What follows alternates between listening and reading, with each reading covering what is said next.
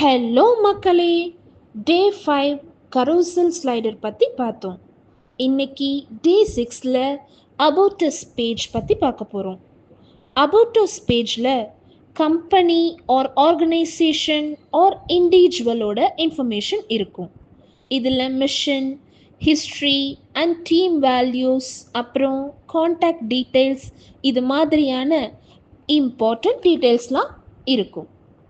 இந்த பேஜ் யூசருக்கு ஒரு ட்ரஸ்ட்டை எஸ்டாப்ளிஷ் பண்ணவும், யூசருக்கு ஒரு சென்ஸ் ஆஃப் கனெக்டிவிட்டியை கொடுக்கவும் website owners R creators use பண்ணுவாங்க.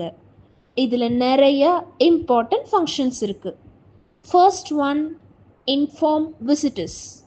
அப்படின்னா கம்பெனியை பற்றியோ ஆர் அந்த வெப்சைட் சொல்கிற ப்ராடக்ட் பற்றியோ, அப்படி இல்லைன்னா ஒரு தனி பர்சனை பற்றியோ பேக்ரவுண்ட் இன்ஃபர்மேஷனை வெப்சைட் விசிட்டருக்கு கொடுக்கறதுக்கு இந்த அபோட்டஸ் பேஜ் யூஸ் ஆகும். Second one, build trust. அதாவது கம்பெனி ஆர் ப்ராடக்ட் பற்றின க்ரெடிபிலிட்டியை வெப்சைட் ஓனர் அவங்க ஸ்டோரி ஆர் மிஷன் மூலமாக சொல்கிறதுக்கு இந்த அபோட்டஸ் பேஜை யூஸ் பண்ணுவாங்க. Third one, encourage engagement. அப்படின்னா வெப்சைட்டுக்கு வர விசிட்டர்ஸ்கிட்ட கான்டாக்ட்ஸ் ஆர் சப்ஸ்கிரைப் பண்ண வைக்கிறதுக்கும் இந்த அபோட்டஸ் பேஜ் யூஸ் பண்ணுவாங்க. Finally, highlight key information.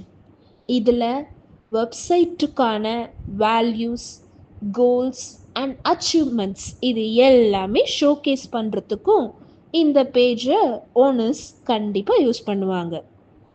Okay, இப்போ அபோட்டஸ் பேஜ் பற்றி உங்களுக்கு புரிஞ்சிருக்கும்னு நினைக்கிறேன். நெக்ஸ்ட் டே 7 நியூ டாப்பிக்கில் உங்களை சந்திக்கிறோம். பாய்.